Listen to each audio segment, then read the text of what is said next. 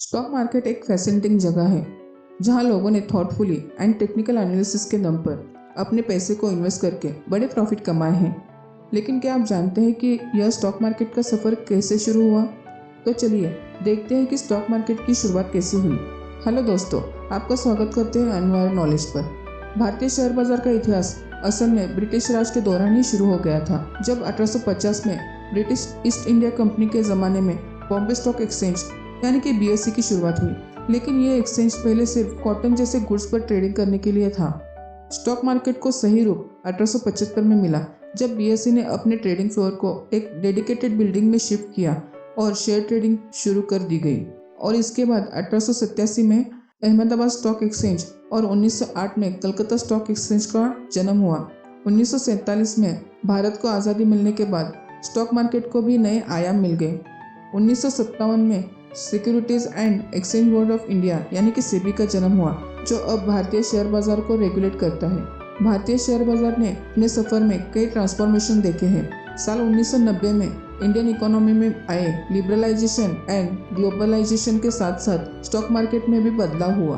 1994 में national stock exchange यानी कि एनएससी को शुरू किया गया, जो एक इलेक्ट्रॉनिक ट्रेडिंग प्लेटफॉर्म है और जिसने ट्रेडिशनल ओपन ऑक्ट्रोय ट्रेडिंग को रिप्लेस कर दिया। इससे शेयर ट्रेडिंग में ट्रांसपेरेंसी और इफिशियंसी बढ़ी। एनएससी की अराइवल ने इंडियन स्टॉक मार्केट को एक नया डायमेंशन दिया, जहां इलेक्ट्रॉनिक ट्रेडिंग और स्क्रीन बेस्ड ट्रेडिंग की शुरुआत हुई, जिससे इन्वेस्टर को ग्लोबल मार्केट से इंफॉर्मेशन और ट्रेडिंग अपॉर्चुनिटीज मिली और स्टॉक मार्केट का रीच और डेप्थ बढ़ा। इसके बाद साल 2000 में ऑनलाइन ट्रेडिंग और डिमोनेटाइजेशन के ट्रेंड ने स्टॉक मार्केट को और भी एक्सेसिबल और कन्वीनियंट बनाया। इन्वेस्टर्स अब अपने घर से या ऑफिस से ही ऑनलाइन ट्रेडिंग कर सकते हैं और फिजिकल शेयर्स के बजाय डिमोनेटाइज्ड शेयर में इन्वेस्ट करने लगे।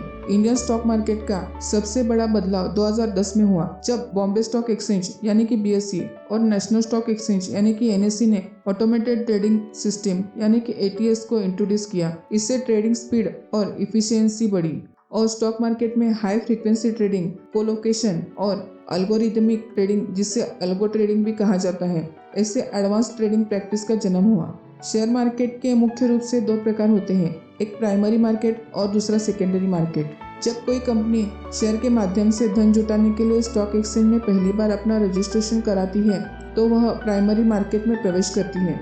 इसे इनिशियल पब्लिक ऑफरिंग यानी कि आईपीओ कहा जाता है, जिसके बाद कंपनी सार्वजनिक रूप से रजिस्टर हो जाती है। दूसरा है सेकेंडरी मार्केट। एक बार किसी कंपनी के नए शेयर्स को प्राइमरी मार्केट में बेच दिया जाता है, तो उनका सेकेंडरी मार्केट में कारोबार किया जाता है। यहाँ निवेशकों को मौजूदा बाजार कीमतों पर शेयरों को आपस में खरीदने और बेचने का अवसर मिलता है। आमतौर पर निवेशक इन लेन देन को ब्रोकर या अन्य मध्यस्थ के माध्यम से करते हैं, जो इस प्रक्रिया को सुविधाजनक बना सकते हैं।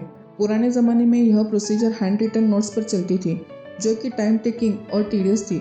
हालांकि आज नए ऑनलाइन ट्रेडिंग प्लेटफॉर्म के साथ बायर और सेलर के मिलान की पूरी प्रक्रिया इंटरनेट के माध्यम से की जाती है। इससे लेन देन का समय कुछ मिनटों से कम हो गया है।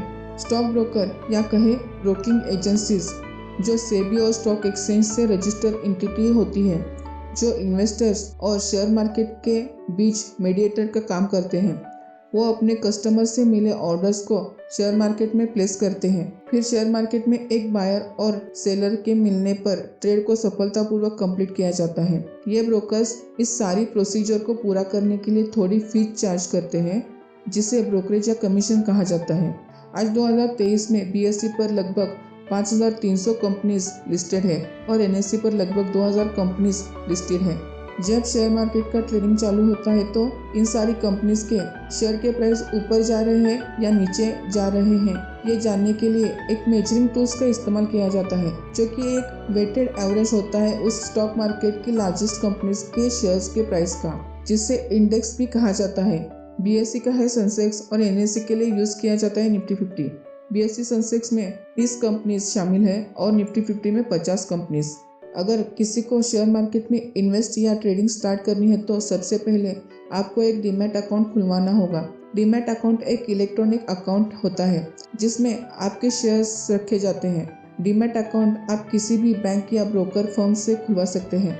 उसके बाद आपको एक ट्रेडिंग अकाउंट भी खुलवाना होगा। ट्रेडिंग अकाउंट का यूज शेयर खरीदने और बेचने के लिए किया जाता है। आज के समय में इंडियन स्टॉक मार्केट एक वाइब्रेंट और डायनामिक जगह है जहां इन्वेस्टर्स, ट्रेडर्स और कंपनीज अपने इन्वेस्टमेंट को मैनेज और ग्रो कर रहे हैं। लेकिन स्टॉक मार्केट का सफर यहाँ तक ही खत्म नहीं होता। फ्यूचर में भी हमें कई और इंटरेस्टिंग चेंजेस और डेवलपमेंट्स देखने को मिलेंगे। स्टॉक मार्केट के जन्म से लेकर आज तक के इनोवेशंस और डेवलपमेंट्स ने इसे एक महत्वपूर्ण फाइनेंशियल इकोसिस्टम बनाया है। उम्मीद है कि आपको यह वीडियो इन्फॉर्मेटिव लगी होगी। अगर आपको हमारा ये वीडियो पसंद आया हो तो हमारे चैनल को सब्सक्राइब करें, शेयर करें और लाइक करें।